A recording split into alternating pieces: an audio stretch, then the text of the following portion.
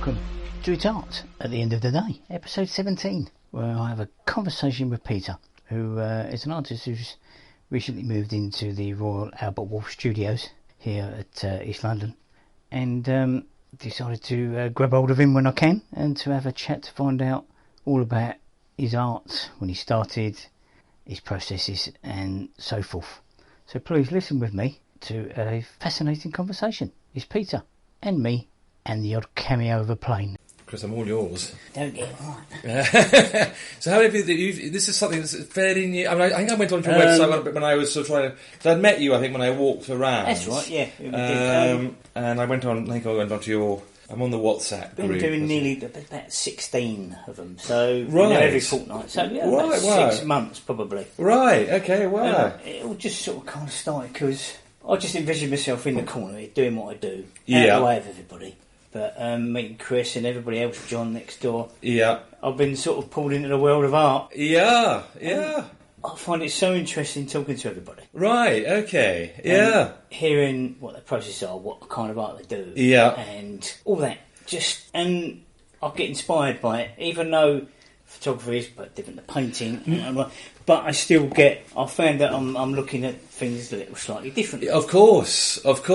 Yeah, absolutely. You know, I think other people would like to hear it as well. Yeah, I think me just chatting away to someone and it going nowhere.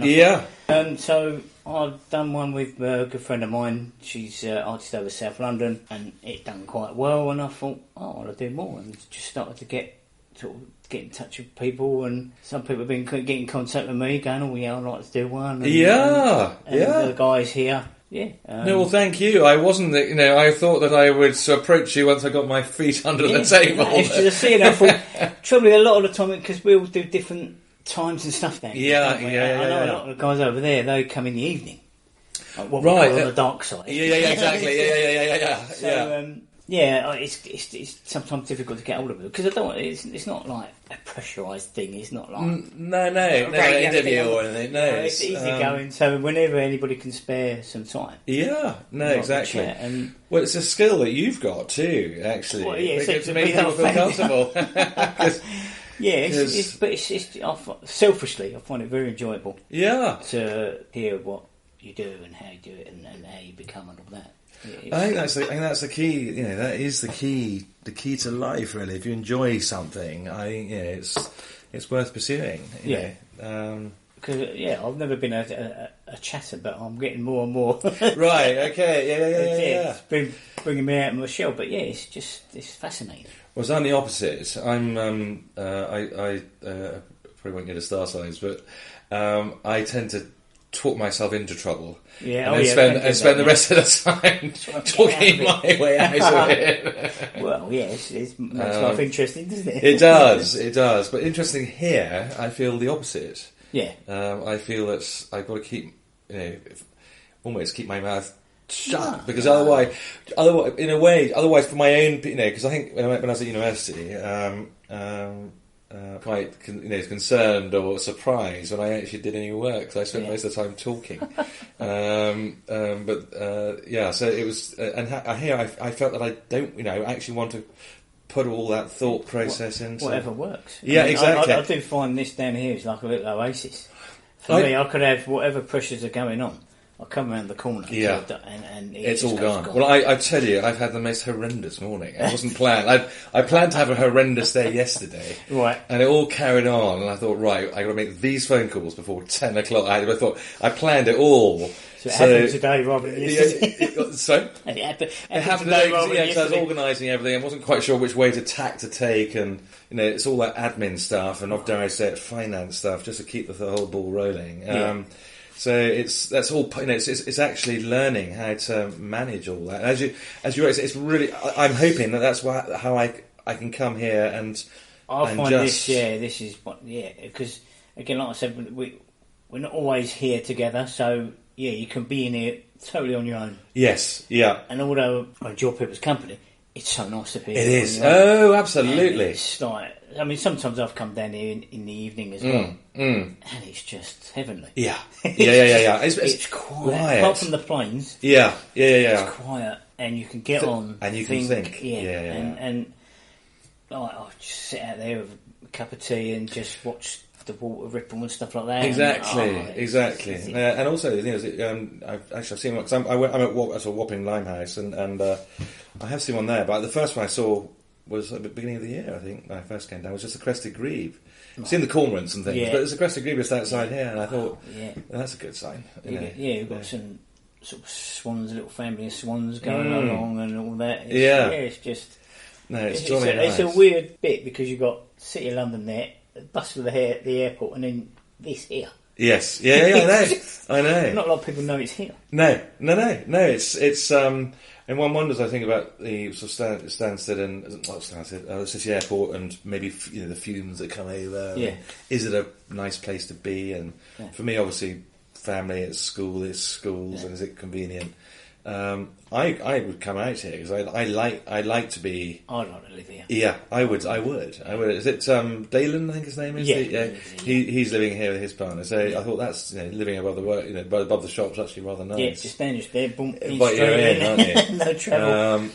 But actually, also, I mean, it's not a bad thing, I suppose. Having that, it's quite nice to be on the train, and I was away with the fairies. I went to Bexley. I thought, I had to turn around and come back. I was completely away with it. Oh dear. How did you start? How did you become an artist? Always wanted to be an artist. I am, by heart, an artist, I suppose. I think it was. How did I start? Good question. I think I went to a sort of private school, a boarding school.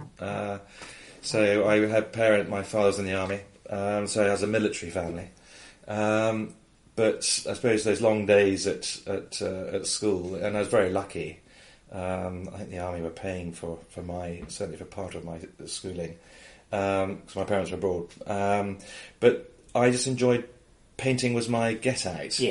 That's what it was. So at that age, I suppose it was my sort of secondary school. I was sort of 13, 14, trying to work out what you're good at, what you're not good at. And wildlife was one that got me out, and the other was the painting studio. And I just felt at peace, So I'd always. That's what it does, doesn't it? It does. Yeah. No. Again, very similar to here. I'm not. I like music occasionally, but if I'm painting or I'm in a space, I need complete. Even if it's complete silence and here you're on your own, I will still have earplugs in. I need to have that complete. Peace, nothing. I need to be able to think, and work it. Put all that mental process. Everybody's different because some people like blaring music going on or heavy whatever, and then someone. I can get distracted by the tiniest of things, and even on the train, if somebody's a bag of crisps, just drives you mad. But no, I need that, and trying to balance that. And going back to my schooling, I mean, when you've got so many opportunities to do all sorts of things like sport and everything, obviously academic. Well, my school wasn't academic, and I'll come on to that. But it was interesting that it was art and wildlife. It's the middle of the country, down in Dorset, and it was just heaven. It was I can tell you, it's a school called Milton Abbey. Milton Abbey is a great school in its day, and still is very good for picking up the pieces of children who haven't quite got through their academics. So I was one of 9 going to another school, and 8 got in, and myself, 1 didn't. So, and little did I know in those days, of course, I'm dyslexic. And so that was, I suppose, it's all come to light as I got older. Yeah. But in those days, you hid it. You didn't. Yeah. You didn't express it, other than obviously for me, it was sort of thought he was different, and so exactly that. You felt different, although you didn't want to admit it. You were trying to, fit the groove, but Milton Abbey was quite good in the sense it was in the countryside, and it lets you have a free rein. It was we were all in it together. We'd all come there from various streams, and thank goodness to this day it is still that. Is a big influence. Yeah, I think absolutely. There were good times and bad times there, but or tough times, I suppose, being a boarding school. But no, all in all, it was a good experience, and actually. I ended up being head of certainly the wildlife department, and I wasn't very good at it. I'm sort of looking at badgers and fox, and I don't think we have to be. No. I think there's a beauty in something not perfect. Absolutely, I think in those days, when if you're trying your best at everything, that sort of childhood, and I encourage it with my children now, is that you try everything, and then you see a bit like what you were saying, what you enjoy. You enjoy doing this, is you follow the passions, and actually school is although I didn't know it so much at the time, is a great place to do that. And I got 4 children, one stepson. And that's what I say to them. I say to them, look, at the end of the day, do what gets you out of bed on a Monday morning. Because I simply failed to do that. I tried to fit the mill all the way through.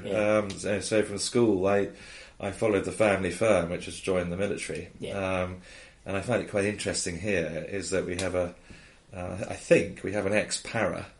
An ex-Royal Marine, and I'm an ex-Brigade of Gurkhas. So I went to Sandhurst and did all my officer training and all that. And I was probably the most unlikely of characters to do it, but because I had sort of family connections, I suppose they looked after me. So at the age of 18, to answer your previous question about how to get into art, I knew at 18 I wanted to be an art. Painting was the only thing. And of course, I didn't come from an artistic family, so it was well, you're on your own sort of thing. And that was a bit that was a bit frightening. So I was fortunately quite fit at the time, and did various courses, struggled through. And went to do my officer training, which I was not particularly good at, but got through it just about. And then I joined my battalion out in Hong Kong. So this is a long time ago now. This is back in, the 80s. So I just missed the Falklands. The intake above me went. Although my battalion didn't go. I was 2nd Gurkhas, 7th Gurkhas were sent to the Falklands. I just missed that, and actually I just got out before all the Iraq wars. So I was jolly lucky, and Hong Kong was jolly good fun. I had a great time. It's an amazing place. I've never been. Would like to go. It's all changed now, of course, after 1997. And if I get too political again, please, because that will lead me into the painting. But certainly with Hong Kong, my role there was we were there. Well, our role was to support the Hong Kong police in riot control. Should it ever happen, never did. Thank goodness. It was also some military, not standard military training. Actually training for BOR as it was at the time for Germany. And dare I say it, what's happening today with Ukraine? That's what we were training for. And actually, my last job there was anti-tank. So I was in charge of a platoon of Milan anti-tank missiles. If we almost flew. We fired down in Australia. There was no place to. It's on a wire guided, so you can't really fire it over water. For so I was told. So we had to go and fire the things down in Australia. So that was another great expedition. But being with the Brigade of Gurkhas was something that never leaves you, and I was incredibly, as part of me thinks I should never have joined the army, but actually to have that experience, and do you? It's part of your life. It's part of my life, and it was part of my life really from the age, literally from my first memories, because I was what they call a line boy or a bunger sar, which is very much grew up with the battalion. I grew up with it, and so it was very nice to see what my my father commanded my battalions and was very well respected. So it was a tall order, which I think I say again. It was I occasionally met the mark, but not that often. So I did 7 years. Hong Kong, so on the border there with China, on the Chinese border as well. So I did Hong Kong, Brunei or Borneo, where we did jungle warfare training. Again, thank goodness it was training only. And then I did spend 6 months with a British unit in Northern Ireland. So I suppose that was the only time when I had to put that training to use. But in terms of what's happening or what's happened since Afghanistan, and now obviously we're not involved with Ukraine on a sort of trench level, but certainly I was very, very lucky. Generations after me had rows of medals. But through all of that, I always had a sort of, even in the jungle, there was a plant, or there was even a snake. I was collecting scorpions and snakes and everything, and people thought I was completely mad. These were interesting things for me, and that's what kept me sane. Really, I didn't do much drawing there. I think after 5 or 6 years, it becomes a bit more serious. The first 5 years, you can bluff it a bit. But after I'm still bluffing it now. So so am I. But after that, it gets a bit more serious, and I got a pretty tough report from no other than Ian Duncan. Ian Duncan Smith was out there. So that was not that was the end in my military career, but I realised that the dyslexia or whatever it was that I was hiding was still there. I wasn't admitting to it. I was hiding it very well. So I came out of the army, decided to leave. The battalion was coming back to the UK, and I thought cold salty playing wasn't going to do it for me. You knew it was the right time. It was the right time to move. I was getting married for the first time, so it all happened. This is back in '89. And again, I actually went back to Nepal as part of that. Did all sorts of things. I actually worked for charity, the Medway Queen, which sounds a bit, but it's a paddle steamer down in Rochester. I didn't do them justice particularly, but it was a Dunkirk little ship. And then went on to Nepal to go and work for a safari company. And it was then... it was an interesting time, but that's when I got my sketch. But there was so much visual things to see in Nepal, mountains and rivers and jungles again. That's where I got my sketchbook out, and literally, I just recorded what I was seeing on a daily basis. Very, very rough sketches on note paper. Just because I had a lot going on in my personal life, and I just needed something to. Art is a release. Isn't it? It is, exactly. Oh, absolutely. And I think if you're a full-time artist, you are incredibly lucky to make it work. We all know how tough it is. It is. I didn't realise it was going to be like that. Yeah. But I think again, I don't think if you've got to keep with your dreams, and the dream has always been there because. If I'm honest, everything else is a compromise, and so it's been sort of bubbling under since. Day one kind of thing. Yeah, absolutely. So all the way through, I knew at the age of 18 that art was what I wanted to do, or where I felt I was brought onto this planet for, or whatever it was. I wasn't a mathematician. I had very successful, surrounded by very successful guys going to the city, earning a lot of money, and there I was thinking, well, why can't I do that? So I suppose I was about in my late 20s, early 30s. Suddenly. It was that time of making decisions, and circumstances. I'm not particularly brave at making decisions. It tends to be circumstance which makes the decisions. That's why we're here today. But having sort of left, so I went to Nepal. It was actually recruiting and sort of pension paying out in Nepal, which got me out into the hills. And the Nepali people are just fantastic. Very, very, very welcoming. So I had these sketchbooks with me, came back, life had fallen apart in other directions, and I was late, but my family are from the West Country, from around Yeovil, Somerset. And I thought, well, what am I going to do now? So I plucked. Well, I had no choice really, but to start again and go home at the age of 28, 29, I think it was. And ended up going to Yeovil Art College. They got the head teacher there, head guy there said, well, "You're a risk, Mr. Bowring, but well, if we got a place, we'll let you come in."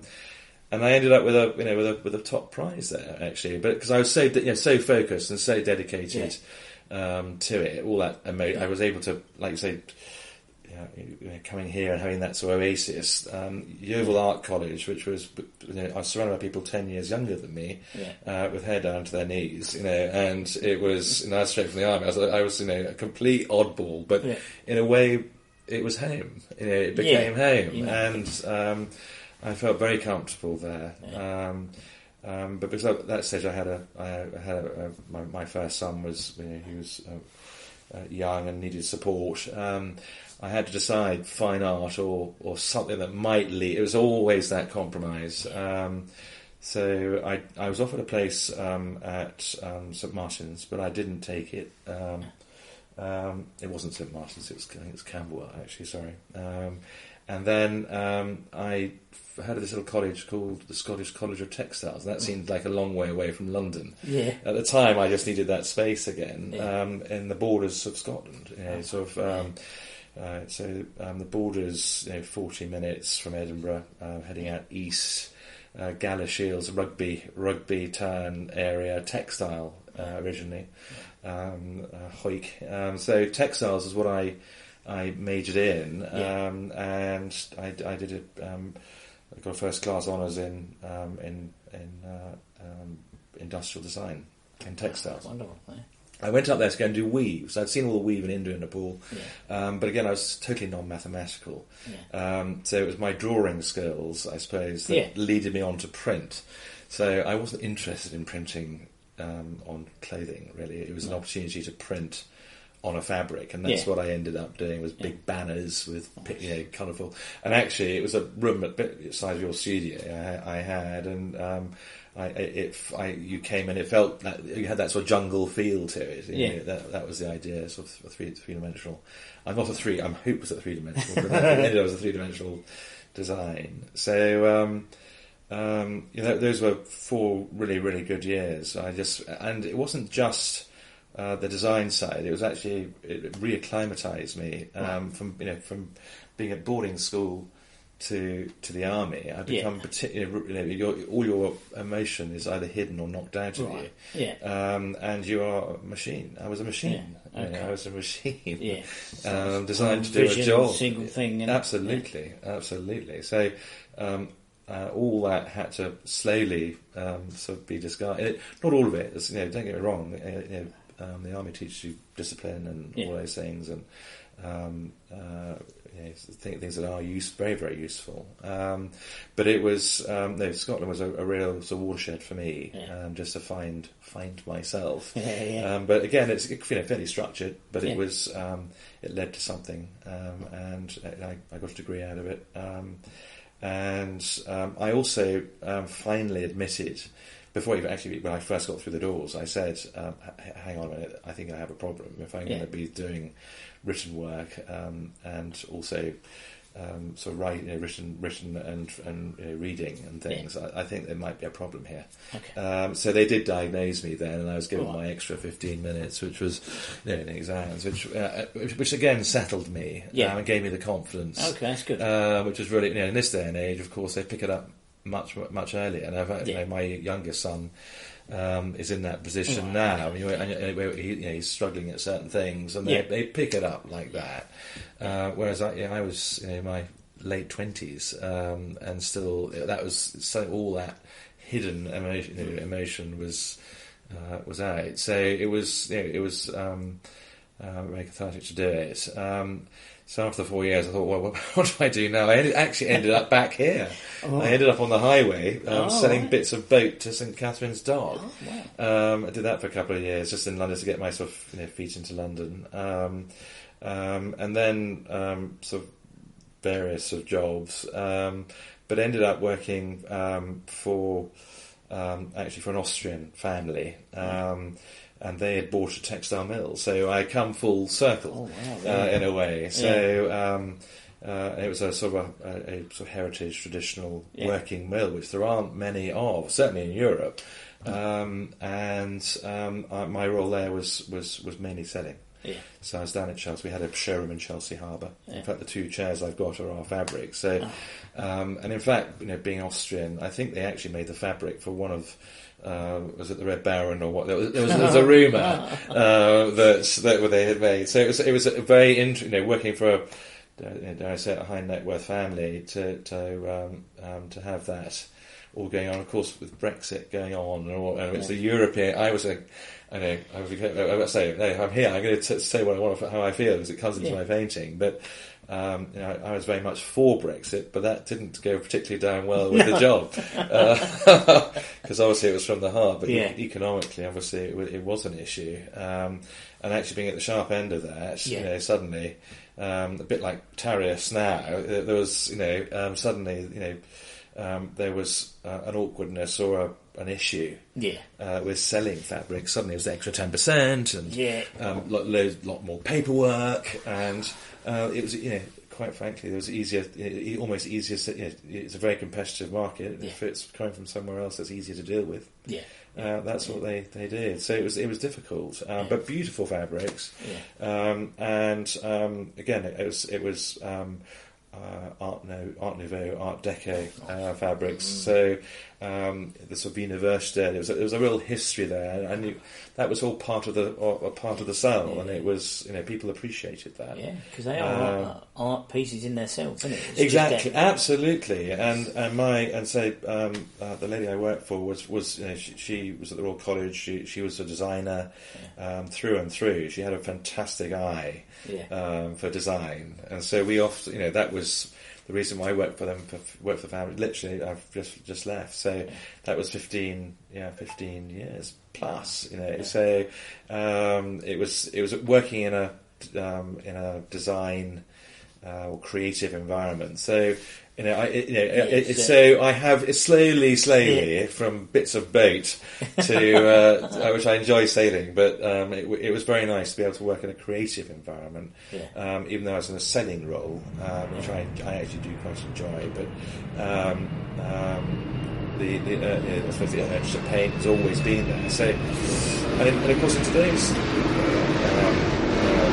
I still have a sketch. My sketchbook is that, is literally on the train.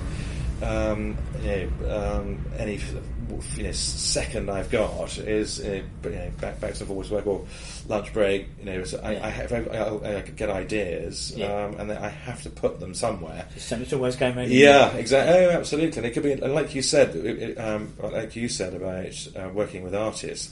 I feel like a complete outsider because I'm not trained as an artist. I'm trained as a designer, I suppose. There is overlap. Yes, it is. And in fact, sometimes I've thought, well, should I do photography? But I'm not technical, So I think there's a technicality there that it's just not my thing. But creatively, I think you could.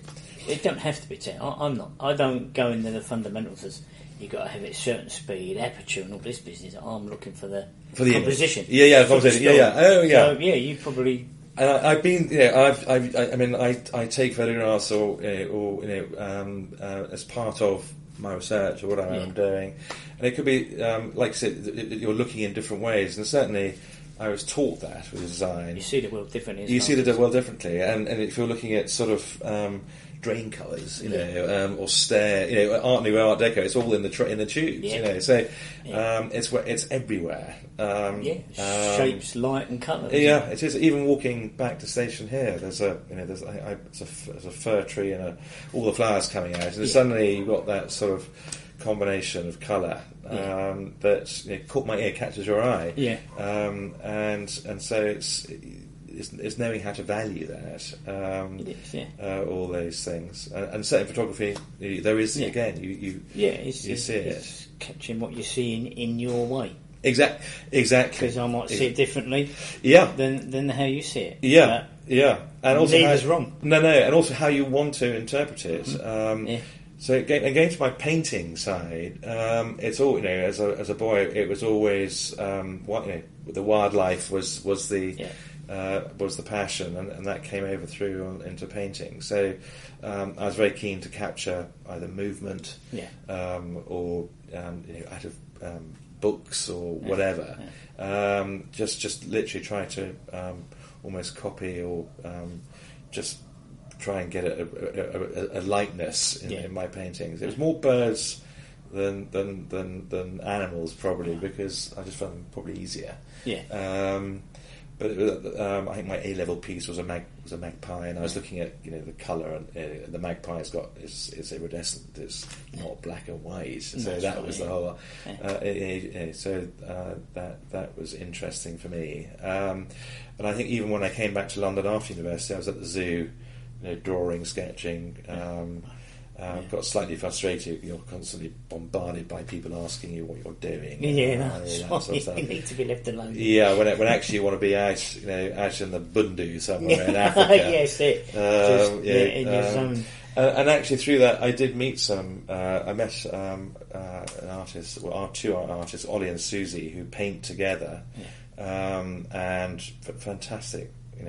They put my wildlife. They were doing, what I wanted to do, and suddenly I thought, well, hang on a minute. They were going out everywhere, literally letting the wildlife crawl over their canvases, and stunning work, and quite primitive in certain regards. But that's what they were trying to capture. They were trying to capture that. And even now, I obviously look at their work, but. I'm inspired by there's a Tusk Trust, is another one. It's people who are preserving wildlife, and certainly my painting has always been about. It's not actually trying to draw the animal; it's trying to draw the land where that animal is. And I did do a little bit of charity work, not for Tusk, but for sort of elephant family. Just very briefly, because I like that. I've always had that sort of wildlife thing going on. And it's always been such an inspiration for me. But it went from seeing Ollie and Susie's work, from the beast to the terrain, the land, and there's an organisation called the World Land Trust. And it made me realise that it's actually the land that's so important. You can't. Unfortunately, in many places we ruin it, but Mother Nature's an amazing thing. Well, exactly that. Exactly. Very interesting to use that word, Mother Nature, because I think that's, if I'm going into a sort of my works now is slightly more abstract. Maybe because I'm older and haven't got the patience to try and get that detail. And obviously it's a well-known route. To try and capture the inner child.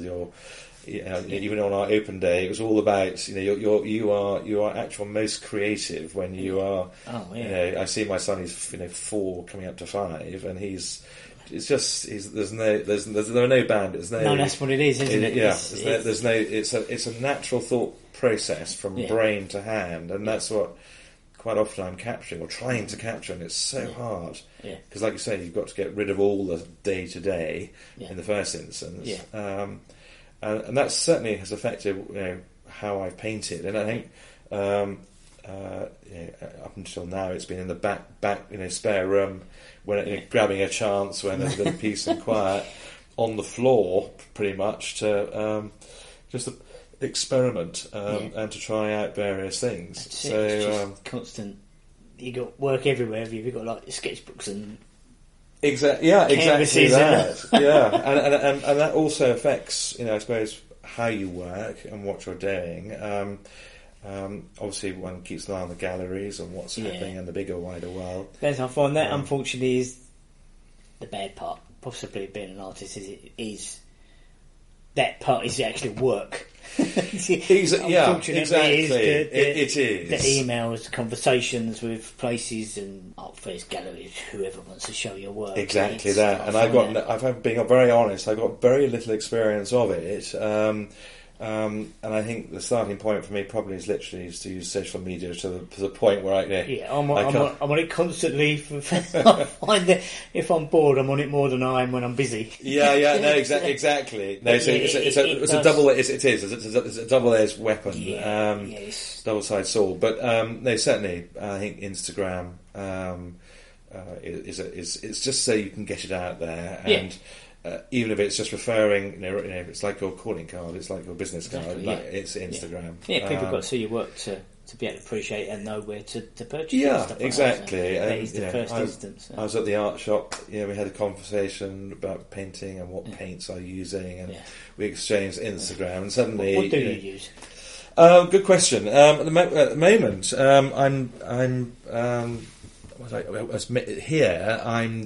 I'm using things that are easy to use and easy to clean up at the moment while I'm still experimenting. So naturally, if it's larger works, acrylic, and it can either be watered down.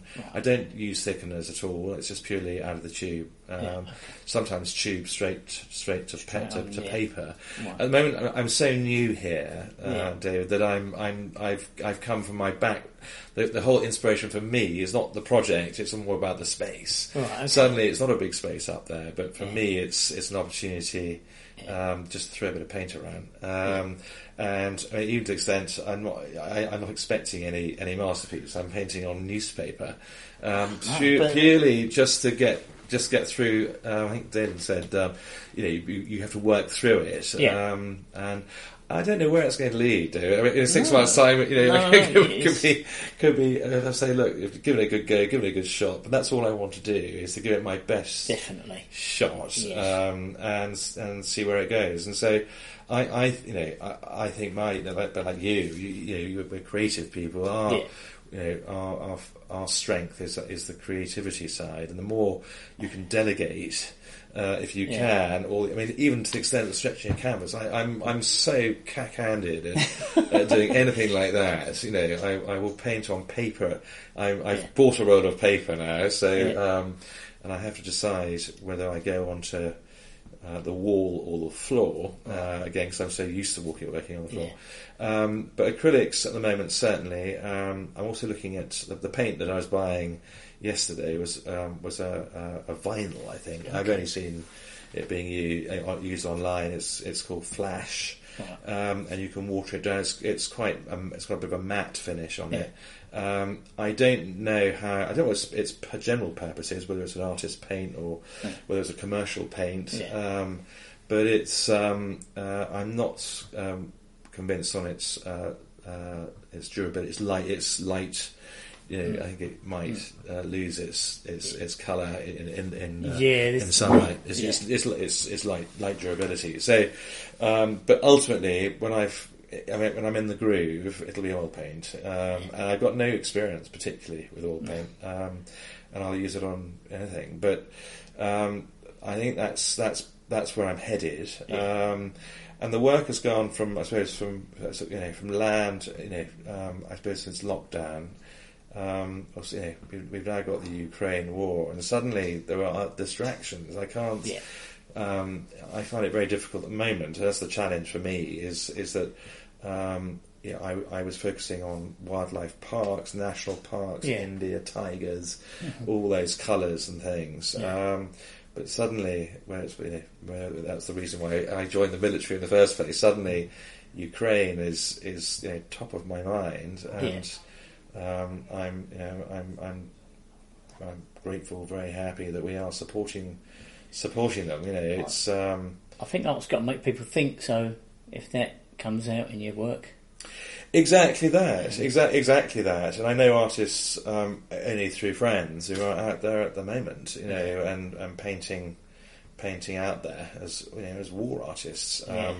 Again, it's a bit like being out in the the Bundu. I got children. I'm a bit older. I don't see myself as going out into the field at the moment. But certainly, all that information's online, and that will definitely influence. And it will probably be working in black and white at the moment. I'm trying to really restrict it. So I get certain parts of the painting right. So it'll be probably just black and white images, and then introducing colours as well. But it can be Ukraine, it can be China, all having been on that Hong Kong Chinese border, and you say you'd love to go to Hong Kong. Yeah. Well, it's a very different place now to what it was, obviously. So and again, us coming out of Hong Kong. We had to do it, I think, but it was, and how we got there in the first place is probably another story. But certainly it's Mr. Lai, I think his name is. We've been treated. People who've supported us have been treated very, very badly, and one looks at is it the 9-dash line? I think it is. It's all those islands being taken over quietly.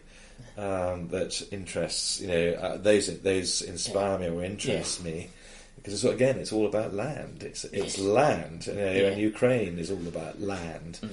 Interestingly, and I don't know my history so much regarding Israel and Gaza and all that going on, but that's not necessarily about land. It's about land, but it's also about a whole lot of religion and everything else, and so. That's certainly an area that I'm interested in, but I don't feel confident at the moment, ready to add my piece. But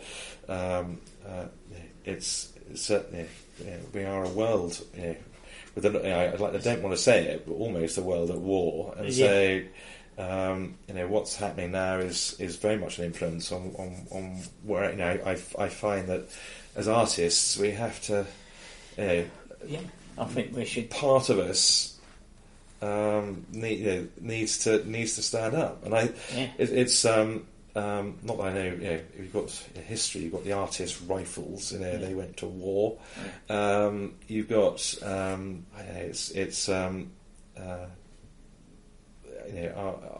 me, I think it was. Deciding now my day job has finished, the textile job was gone, and that's why I'm here.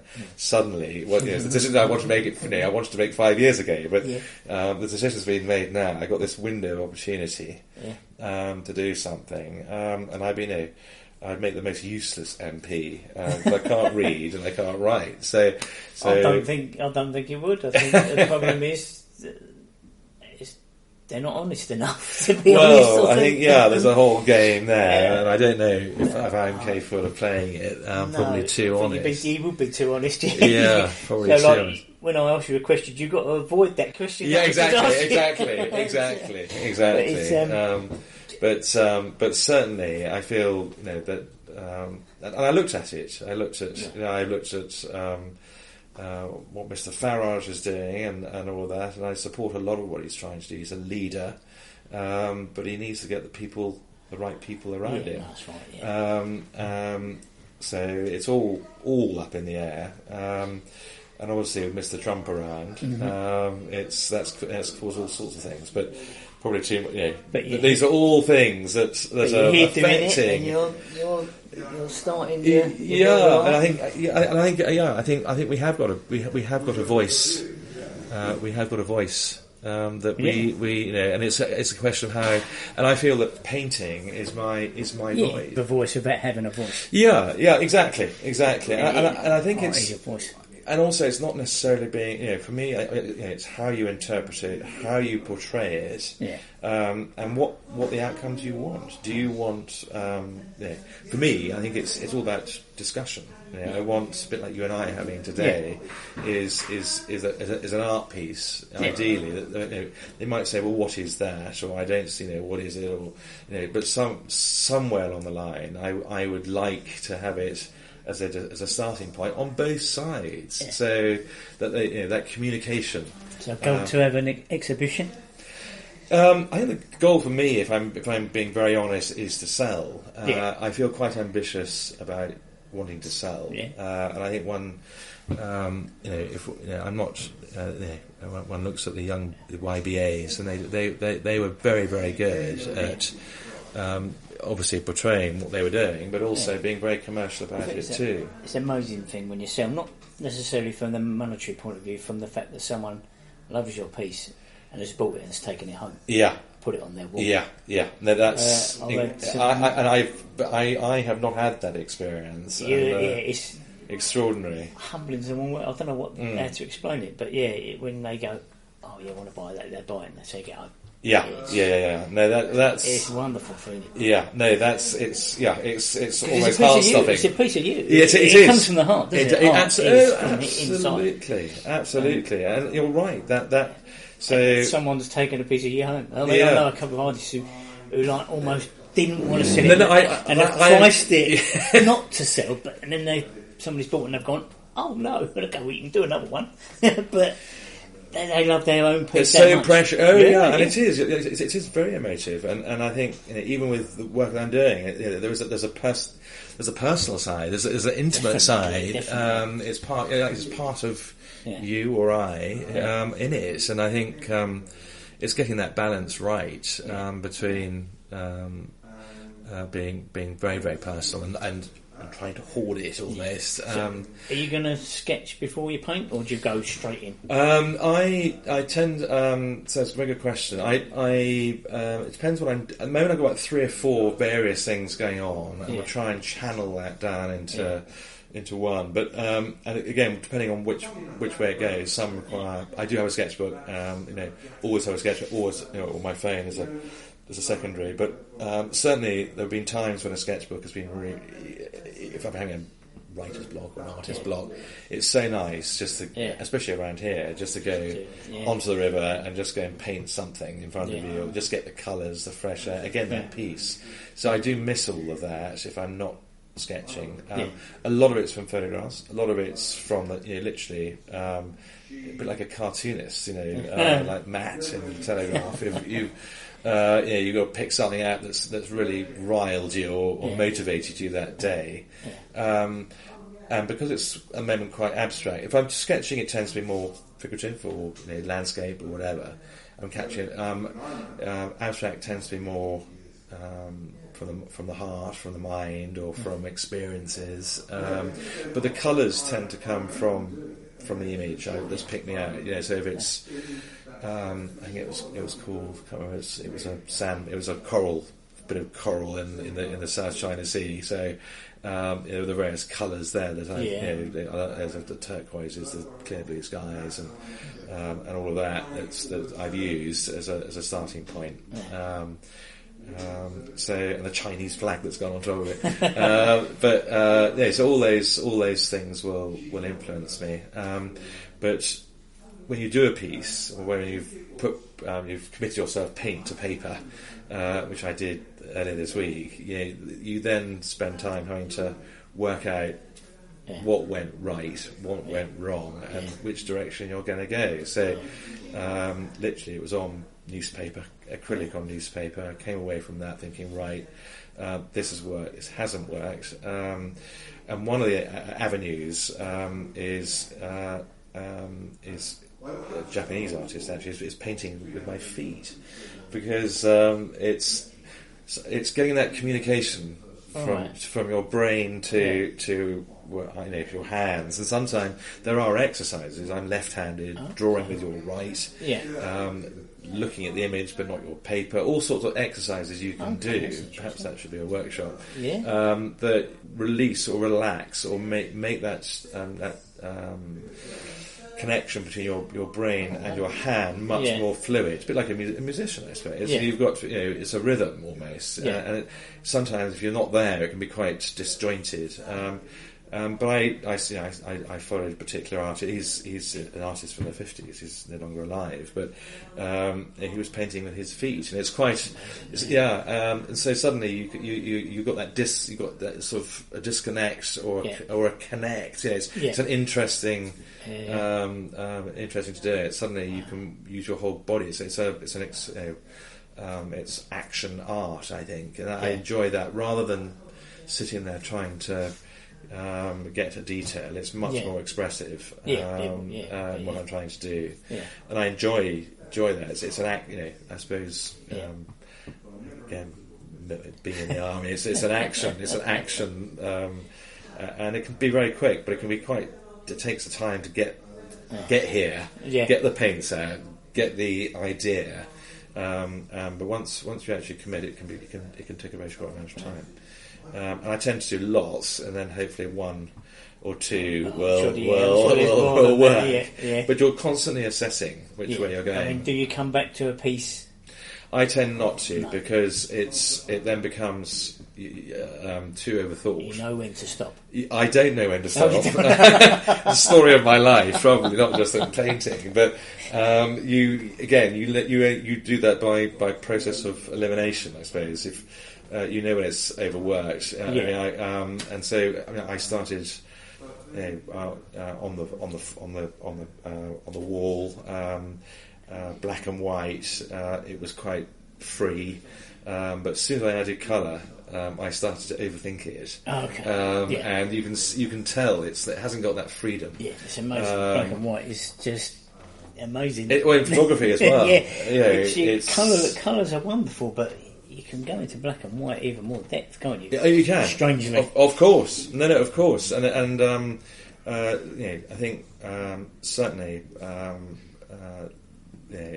Colour can, again, it's a double-edged sword. It lost whatever I was trying to capture. I lost it when I did the colour. So it became too complicated. So I've got to simplify it, get that simplicity back that I got from the black and white. But I probably added too many colours.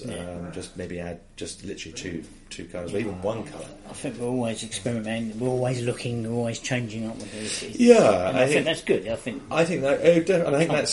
it is a journey. Yeah. And I think that's if you're just constantly producing the same thing over and over again. I think it's a balance. If you're wanting to do a series, during our open day, I had two paintings that were very identical, but I was changing the amount of paint or the pressure that I was applying the paint. There was a subtle difference that I was testing out, and I hope I don't lose that. I think that's once it becomes like a factory, then that's when it becomes a different entity. At the moment, it's purely about expression and exploring, and I think that's where I am at the moment. Have you got a plan, or is it just you can only take it as it comes? I think it was John here saying you can have as many plans. It's a bit like D-Day. You have as many plans. As soon as you hit Royal Albert Wharf, it all goes to pot. I mean, John is inspirational. I mean, him being there, it just helps me a lot. Of course. You'd call a proper artist. He does stuff. It's unbelievable. But and I think we can all, we're all slightly, and photography as well. I think it's good, because there's such a different disciplines here. You do get inspired by. The fashion world is here. Shoe designers, you've got guys who make stuff from metal. And the woodwork and the marble. It's diverse. It is. I think. I think that's the beauty about being here, is that you can explore. I've done wood carving. It went down wrong. It went down. I just feel I have it easy. I just go click. I think it's having that. It's getting the balance. It's always about the balance, and getting it. Ultimately, producing a piece that, like you say, somebody wants to buy. Because at the end of the day. We do need to. As soon as we leave Royal Albert Wharf, the real world takes over again. Unfortunately, we have to make money. Of course. It is. But I think there's, while I have the time, it's I've looked obviously at selling other people's art, but actually, what I'd like to do is just to sell my own, and get that voice, as we discussed earlier, across. But I think that's the challenge, and a time scale. One's got to. I'm on a fairly tight time scale. I need to produce something that I feel is I like, and I then can present to the big wide world. It's got to be what you would not buy, but piece that you've made for, again, like we said, from inside, is if you like it, someone else is going to like it. Exactly. People do, and I think I think you're right. I think I think that's certainly that is the challenge, and it might. Going back to the sketchbook, I had some figurative pieces. They were quite challenging pieces actually upstairs, but it's just again, it's like a moving field. One has to choose which way it goes. Yeah. So again, to answer your question, do I have any sort of direction or where I'm going? If I hadn't forgotten my keys this morning, I was going to be here this afternoon. I was probably going to go on to put some paper onto the floor. Yeah. I got the paints arriving today, hopefully the flash painting, and to experiment with that, and probably put two pieces out. One to paint slightly more traditionally, either with sponge or with paintbrush, and see how that goes. And then I've got a sneaking suspicion that it's probably going to be socks off, and I do cover my feet because obviously you're not quite sure what's in the paint. But just to get that freedom, which I know I've had, it's not necessarily the effect that I want, and you can lose control of it, and you can lose control of it, and also it produces a certain look. There are, like everything else, there are limits. It's the experimentation, the willing to try. Exactly. And I think I met somebody last week. I said, "Have no fear," and I think that's and I do think that's I mustn't lose sight of that. That it's for the next sort of 6 months, I've got an opportunity just to really try and just. Try every avenue and then find out. So I know when you paint it with your foot, we'll have footsteps down. Yeah, exactly.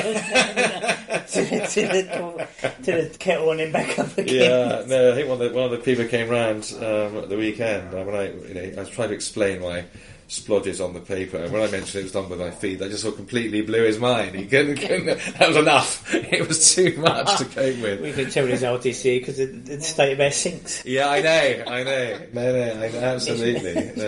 Which I think is wonderful. Yeah. I'm quite sort of, one of the artists at the uni come over here when I was sort of here a couple of months and went, "You OCD?" I went, "No, I'm a photographer. It's all put away, and it's the way it is." Yeah, it's nice to be open and expressive, and if the paint runs on the floor, it doesn't matter. Oh, exactly. Well, exactly that. No, exactly. And I think that's what I'm enjoying is that opportunity. Not to get the carpet at home covered in paint. So that's where we're at. And I think in terms of, I'm still, I think I've taken that image of maybe my roots with Hong Kong. That's certainly something that's strong with me. That's what I'm working on at the moment. Is that and how you interpret it. I hope that gives you an insight. Thank you very much for talking to me. No, thank you. It's been nice to understand where you come from and your process and then where you're going to be. I'm sure you'll do well. I thank Peter for having a very open and fascinating conversation about how you become an artist. Sometimes it's kind of from day one that you fall into it and do it straight away and stuff like that, and other times is you want to be an artist, but life's straight lines intervene and things sort of kind of not prevent you, but you go on a different path than you may want to do, and then you find art later on, even though you've always wanted to do it. And I feel many artists have done that, including myself.